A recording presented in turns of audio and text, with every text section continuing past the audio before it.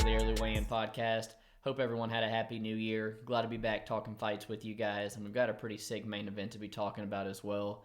COVID protocols causing my co-host to drop out on me short notice here last minute, so just stuck with me to kick off the new year, but he'll be back next week. Before we get started, do you boys a favor. We just hit 200 subscribers on YouTube. Do us a favor, throw a like to the video, sub to the channel yet if you haven't. And we are looking to bounce back from what was a rough 2021 for us. We lost all the profit we'd made from the year before.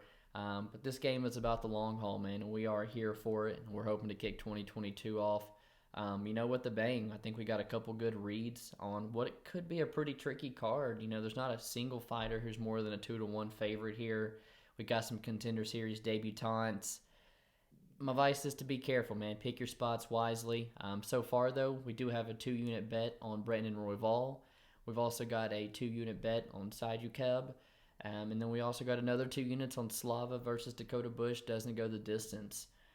3 plays, trying to be smart with our money, hone in on the ones we really like, and let's get down to business. In the main event of the evening, we've got Calvin Kattar, who's 22-5, taking on Giga Chikadze, who's 14-2. And I'm pretty sure that Calvin Kattar was, fighting Max to kick off 2021, and here he is almost exactly a year later kicking off 2022. And after the hellacious beating he took there, a year off was probably, the most necessary thing he could have done for himself and hopefully for his chin. I just think that, Giga hits a little bit harder than Max does, and there's potential that, Calvin might not be there for the full 5 rounds this time. When you look at how this fight's going to play out, they're both strikers, and I see majority of this fight, as long as it lasts, is playing out on the feet. When Calvin Kattar, you look through his 9 fights with the UFC, the guy's landed 3 takedowns and doesn't amount to any control time at all, and it's just not the style that's going to beat Giga Chikadze. I know Calvin Kattar is a very, very good boxer himself, and if I think he finds success, he needs to go to the body, dig to the body of Giga Chikadze, who's not seen those championship rounds before. It could serve Kattar well down the stretch, but man, outside of that, I see why the line's trending toward Giga here. But Giga, he's someone myself. I can't ever seem to get him right. Whenever Omar Morales dropped down from 55, I backed Omar to maybe be the first one to take him down in the UFC. Was wrong, but he gets matched up with Jamie Simmons, and that's an easy cash there for Giga inside the distance. Was an easy cash on him versus Cub Swanson. But then we took a shot on Edson Barboza the last time out, thinking, he had another talented, kickboxer in front of him, and someone who also posed more of the ground threat than Calvin Kattar does. And man, Giga looked good. Looking through Bet MMA, Giga has users 1,700 units in the hole, I do believe, and just cost bettors more units tracked there than any fighter. So I'm not alone in not being able to correctly, read Giga, but also the eagerness to fade him, as he's kind of been one-dimensional for a long point of his career. But I mean, last time he was out there locking up Darce chokes and things, on Edson Barboza. So you really are seeing constant improvements from Giga. He's got great size for the division, can fight from both stances. When he switches to southpaw, he looks to wear you out with the kick that he switches levels with. It goes to the body, goes to the head. And then you watch Calvin Kattar fight Moicano, and Moicano just tears him up from southpaw. He's constantly kicking the inside leg of Kattar, disrupting his timing. And Giga's just twice a kickboxer and has the same tools. And while Calvin Kattar, I'm sure the Max fight has a whole lot of saying into it, the guy's got a negative strike differential. He lands like 5 strikes a minute, which is great volume, but he absorbs over 8, and that's just not what I like to see when you're standing across from an experienced glory kickboxer. My bet is going to be Giga. I don't think Kattar becomes live until those 3rd, 4th, 5th rounds. There was moments in the Edson Barboza fight in round 2 that Giga looked like he started to slow down. But then he lands that kill shot in round 3, and so I don't want to bank against him. He does do a whole lot of moving around the outside of the cage, a whole lot of stance switching. That's something that's going to eat at the cardio. So I do think Giga eventually, will get exposed. I just don't know if Calvin Kattar is the one to do it. So my pick is going to be Giga Chikadze. I think he might get Calvin Kattar out of there inside the distance by TKO on Saturday. The co-main event of the evening was supposed to be Muslim Saidyokub versus Michel Pereira. Salikov off, and currently at the moment we are still looking for a replacement there for Michelle Perez. So we're going to move on down where we see Katlyn Chookagian, who's 16-4, taking on Jennifer Maia, who's 19-7-1. And Chook, my girl, honestly, man, she's lined my pockets more times than just about any fighter out there. I've cashed on this girl in her last 3 wins against Antonina, Calvillo, Araujo, and 2 of those, as a dog. And here she's already beaten Maia once, so you would think I'd come in wanting to back her a little bit, but I don't know.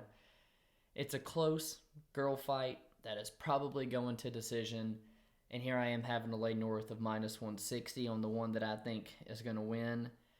I don't know. And then not only that, but I'm trying to be smarter this year with my money, and it kind of resembles Wonder Boy in his last 2 fights where I'm having to lay the juice, and although I think he's clearly the better striker here, the person standing across from him is probably going to be coming in here, with the grappling game plan. So it might be enough to keep me off here. We saw Maia, run through Joanne Wood on the mat.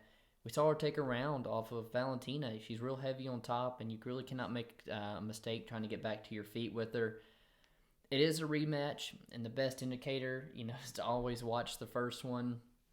Both girls are 33. They've both been unsuccessful trying to capture gold.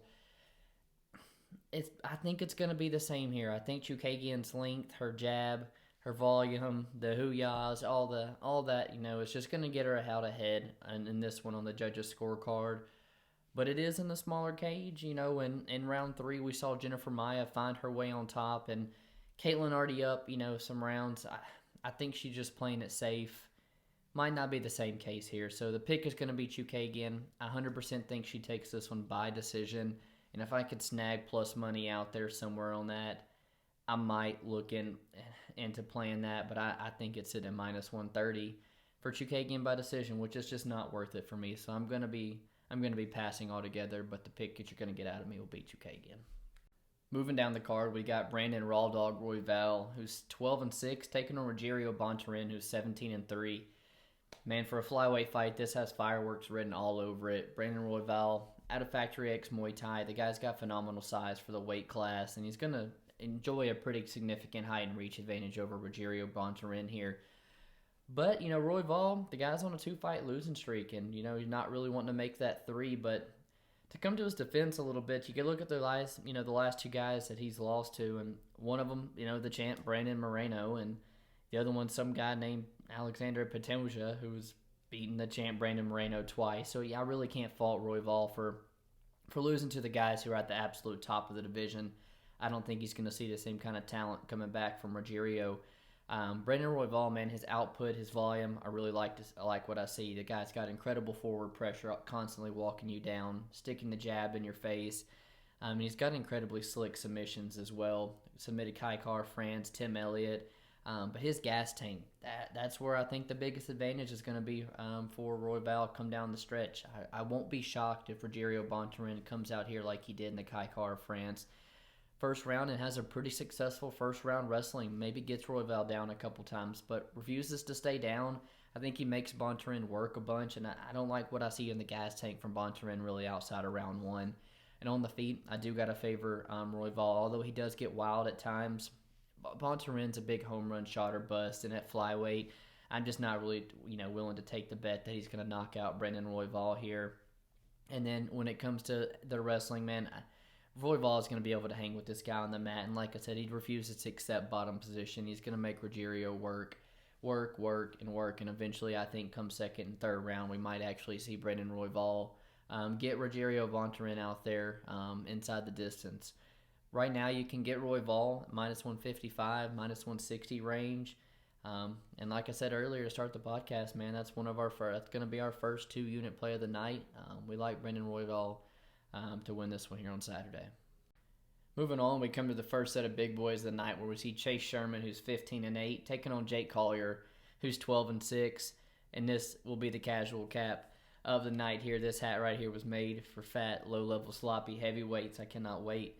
The fight's going to catch a lot of flack, as it probably should, but, you got 2 heavyweights here, man, that they don't mind throwing north of 200 strikes, and it might be a pretty good fight that flies underneath the radar. You've got Collier, He's looked much better since showing up off the couch to fight Aspinall there for a paycheck, kind of shocking us all when he stepped on the weight class or on the scale, looking like he did up 2 weight classes at heavyweight. And he actually, he might have gotten robbed his last time out against Carlos Felipe.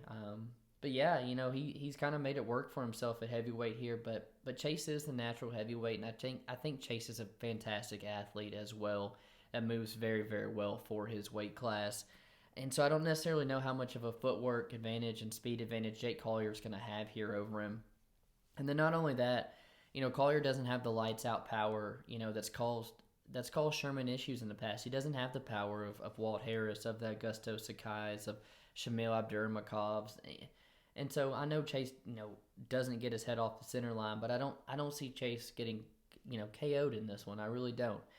And he looked his best in his Ike Villanueva fight, which he did pop by USADA. But that's a low potential middleweight, light heavyweight coming up to heavyweight. And I think Chase Sherman, I think this fight could be similar, man. Chase Sherman to me has a whole lot more variety to his strikes, to his arsenal. You see him going to the calf kick. He has the elbows.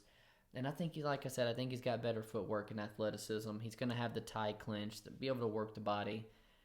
Sherman as the underdog really entices me. He really does. I don't think he's going to have the gas tank of Jake Collier. That might be the advantage Collier has. And I talk about being smart with my money in 2022. And honestly, betting my money on either one of these two is not smart at all. So to spice it up a little bit, we're going to make the casual cap, and I will take Chase Sherman gladly here. I think he takes a decision over Jake Collier. 2 fighters kicking off the main card are in the featherweight division, where we see Joanderson, Brito, who's 12-2-1, taking on Bill Algeo, who's 14-6. Joanderson, for a guy coming out of Brazil, he really doesn't have a padded record.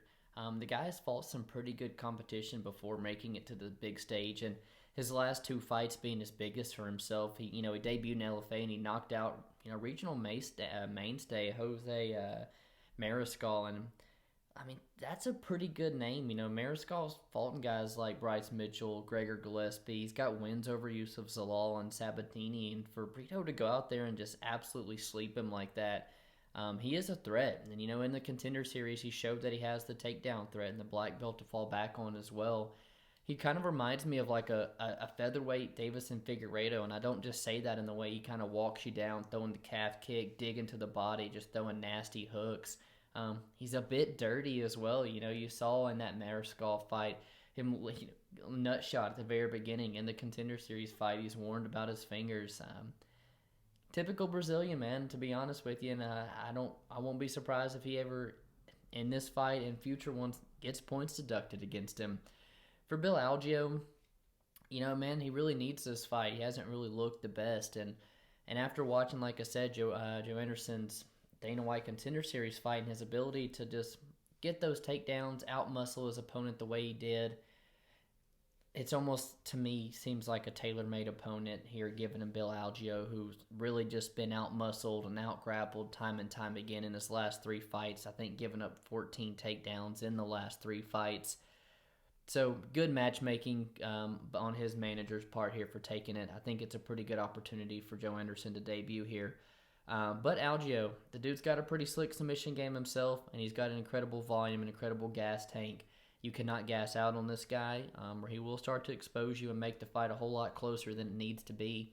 And here you are getting a Brazilian newcomer who potentially has gas tank issues as the favorite.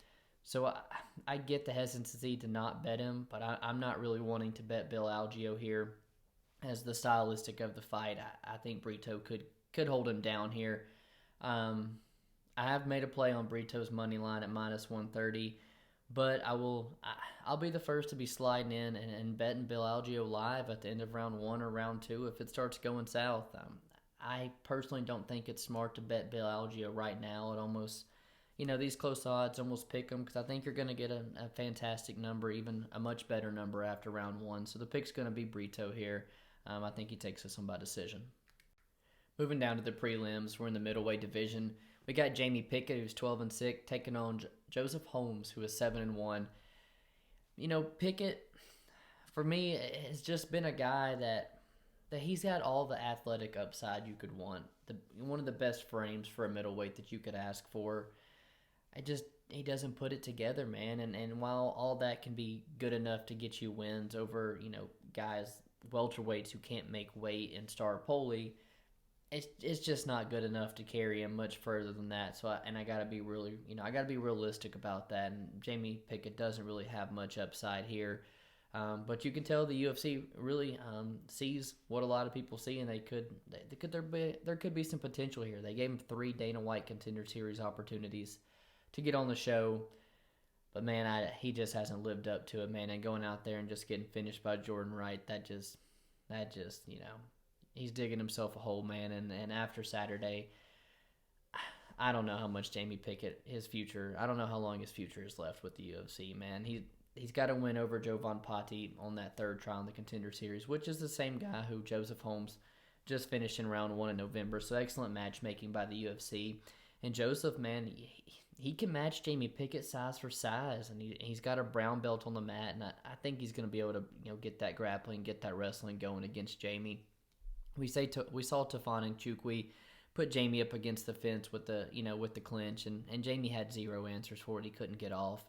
We saw him submitted in round 1 by Charles Byrd on the Contender Series the first time, and then just out-wrestled by and flat-out exhausted Punahele Soriano the second time around. So I think the grappling upside definitely leans to Joseph Holmes, who prior to his first-round knockout against Pati, was grappling and submitting a whole lot of guys. So I like Joseph Holmes to go to the grappling, maybe submit Jamie Pickett. I haven't bet on this fight. I don't know if I will. It's pretty low level. I'm not betting Jamie Pickett unless, again, it's over middleweights. And Joseph Holmes on short notice, I just want to see what he's got against, a far better competition than what he's faced before. So the pick's going to be Joseph Holmes. I think he probably takes this one by decision, but you're not going to see a play from me here. In our welterweight division, we see Ramiz Brahimaj, who's 9-3, taking on Court McGee, who's 20-10. And, man, coming into tape study, I kind of was leaning toward Ramiz Brahimaj and really wanting to bet him. I like that it was trending plus money.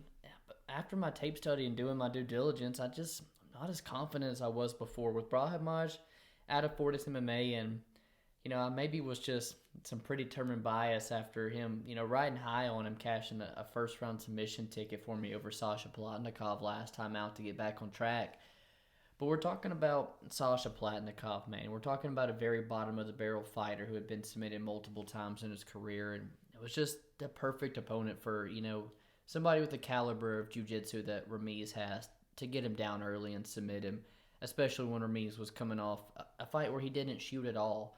Now we move, to look at his record, and every one of the guys' wins except for one, are by first-round submission. We look at Court, who's got 30 fights underneath his belt now.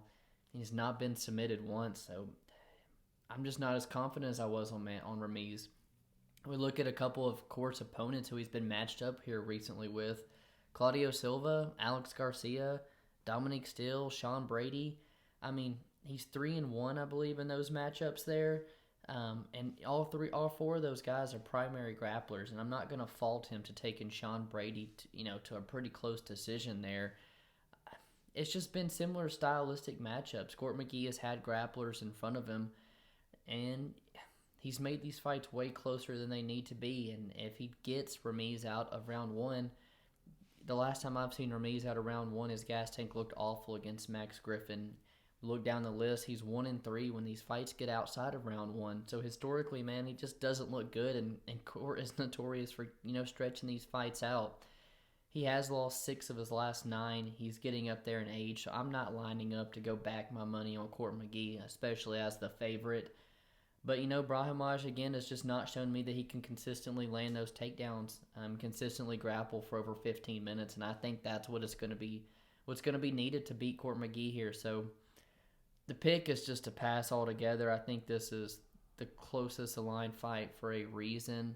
Both guys are just flipping back and forth and plus money and stuff, and rightfully so. I'm going to lean Court McGee. I think if I might look to play Court McGee live after round 1, but I'm not confident on either side here. I'm going to go with Court McGee to squeak out a split decision, but going to be a pass. Next up, we got TJ Brown, who's 15-8, taking on Gabriel Benitez, who's 22-9. And for this one, it's super hard for me to pick a side here, but I really, really like fight doesn't go the distance, and it's sitting at -120. You can get the under 2.5 at plus money. With TJ Brown, he does some of his work at Westside MMA there in Arkansas with Bryce Mitchell.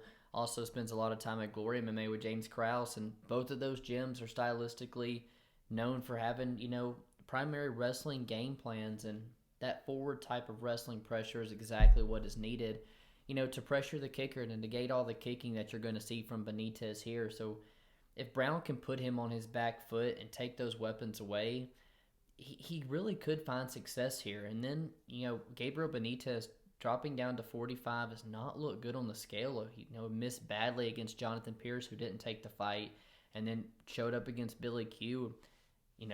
Billy Q's gas tank was just a horrific matchup for Gabriel Benitez, who has a weight cut. And if TJ Brown can still be there in round 3, man, I could see him taking over late. I really can. But early, and as long as this fight is on the feet, TJ Brown's going to have to deal with some hell. I think Benitez is twice the striker of him, and Brown, who's a heavy wrestler, is going to be heavy on that lead leg in his stance, and I think Benitez will have his openings to land that calf kick, to switch of it, go to the body, and have just as many openings to finish the fight himself, which is why I like the fight doesn't go the distance here, and that's why it's one of my bigger plays. Both of these guys, the way they fight is going to play into finishing the other.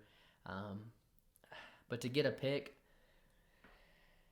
I flip-flop back and forth, man, but I think I'm going to go with the dog, TJ Brown, and I think I'm going to spice a little bit up and take his round 3 finish just like Billy Q did to Gabriel Benitez last time out. I know Benitez has spent years at AKA with Khabib and the boys wrestling, and he does have some of the skill set to bring to the table, but man, I really do think if TJ Brown is still there in round 3, and if he is proactively wrestling and walking Gabriel Benitez down that weight cut at this stage of his career to 45, it's rough for him, man, and I like TJ Brown to break him in round 3. Not confident, nothing tracked here, but give me TJ Brown round 3. A few more fights left on the card. We first see Dakota Bush, who is 8-3, taking on Slava Borshchev, who's 5-1, and Slava looks like an absolute terror on the feet in the striking department. I think it's far superior striking than what you're going to see coming back from his counterpart in Dakota Bush. Dakota Bush, he's training out of Glory MMA under James Krause, and again, man, 100% of the time the game plan coming out of that gym is wrestling, and it's the perfect game plan for him in this matchup. But he's got to be able to do it for a long time if he's not going to be able to get Slava out of there. And a lot of those people at that gym tend to slow down in that 3rd round. I don't like the gas tank. A lot of the guys that I've seen out of Glory MMA. Borshchev was giving up a couple takedowns in his Dana White Contender Series fight, and although he's working back to his feet immediately, the path for good wrestlers is 100% going to be there for him. He trains out of Team Alpha Male, so I know he's constantly working the wrestling there, which is good. And much like maybe somebody like Giga Chikadze, man, we could see constant improvements in all assets of this guy's game as he continues to make octagon appearances. He's got a very sharp jab, very sneaky kicks that he loves to switch levels with. He'll throw them to the body, which really hurts guys. And, Bush is going to need to be coming forward, and I think Slava's going to be able to tee off on him, honestly. And I talked about him really, not accepting bottom position and making Dakota Bush work. Dakota Bush I think he's going to have his hands full with Slava. I'm not crazy about laying -180 on a debutant, but I do think he goes out there and puts Dakota Bush away on the feet on Saturday. So I'm going to go Slava Claus, Slava Borshchev by 2nd round knockout. But again, don't really want to lay the price, and we like almost getting the same price there if fight doesn't go the distance. So our second play there, we got 2 units. Dakota Bush, Slava Borshchev doesn't go the distance at -175, and hoping for some violence. In the bantamweight division, we have Brian Kelleher, who's 23-12, taking on Saidyokub Kakhramanov, who's 9-2. And Kelleher, he's the mainstay here of the bantamweight division, taking on kind of the newcomer, the new sensation in Saidyokub. Saidyokub Kakhramanov, he took a short notice fight last time against Trevin Jones and Flew all the way across the world from Uzbekistan. He didn't make weight. Honestly, didn't look the best on the scale either. And he came out and put on a very, very good performance and finished Trevin Giles. And honestly, broke Trevin Giles and really took the gas tank from him. And now you've seen Saidyokub on a full camp out of Team Oyama. I'm really expecting an even better showing, and I really like what I see from him. Kelleher, he tends to lose when he's outmatched in the grappling, and you historically look to who he's lost to in Montel Jackson getting submitted, losing decisions to Cody Stamann and Ricky Simone, other good wrestlers. And then, being down 2 rounds before he lands his big bomb on Hunter Azura, another good wrestler. It's when Brian Kelleher is outmatched in the wrestling, he's usually beat, and I think Kakhramanov has him beat on the mat here. You saw him have some step across, nice, really good throws on Chevin Jones. Was just able to fight at a very, very high pace. Fantastic takedown defense. And although Kelleher has a fantastic guillotine himself, Kakhramanov had plenty of sub attempts, man, and was jumping the neck. And we've seen Kelleher make so many mistakes on the mat and get subbed himself. And while it's on the feet, I kind of think you're splitting hairs with who's the better striker. Kelleher's going to have to land that big bomb on the feet, but I think Kakhramonov's going to have the volume, is going to have the pressure, going to be coming forward, forcing a whole lot of the wrestling exchanges, and that's going to, come to our third play, man. We got 2 units on Saidyokub at money line at -155. We really like the newcomer here. Another play that I think will be sneaky if it comes out is the fight ends by submission. I mentioned both of them have a very sneaky guillotine that they're willing to jump. And I think this fight takes place in a whole lot of grappling exchanges, just like we saw his last one. Both of their last ones take place in almost nothing but the grappling realm. I think the same thing's going to happen too here. So I think that's a sneaky little prop, but we do like the money line on Kakhramanov to finish out our plays. First fight of the night, last one to break down for you guys. We got Vanessa Demopoulos, who is 6-4, taking on Silvana, Gomez Juarez, who's 10-3. Honestly, man, who cares? I will not be betting a side here. Demopoulos, she does work out of Arizona, so she's training with Tracy Cortez, works with Tabitha Ricci at Fight Ready some too, so expect a good gas tank, probably expect a pretty grappling, wrestling heavy approach from her. And Silvana, who, did not have a great debut showing at all, but it was against Lupe Godinez and it was on short notice, so, not putting up much resistance. I can't give the girl much flack. She was submitted and very quickly by Lupe Godinez, where we saw Vanessa Demopoulos go the full 15 minutes with her. I don't know if she's going to see the same level of wrestling, the same level of strength coming from Vanessa Demopoulos here. We've seen Silvana go almost full 5 rounds with Botelho and Lipsky, currently on the UFC roster, beat Vanessa Melo in 2014. Neither girl is great. They're both very, very bottom. It's not smart, honestly, I think, to pick and bet either side here. Very short breakdown for me. Complete pass. Silvana, 29-28 split decision. I don't give a shit. Concludes the breakdown, as always, to do just a small little recap. We got the casual cap on the best fight there is on Saturday. We got Chase Sherman versus Jake Collier. What an absolute heavyweight scrap. Can't wait for that one.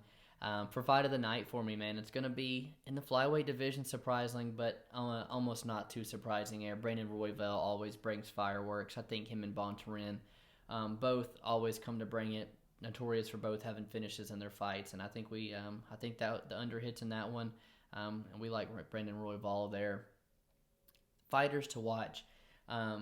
Unique stance here. I'm going to take both guys in the main event as the fighters to watch. You got Giga Chikadze making his second 5-round main event, and man, he's starting to get to the cream of the crop of the featherweight division. And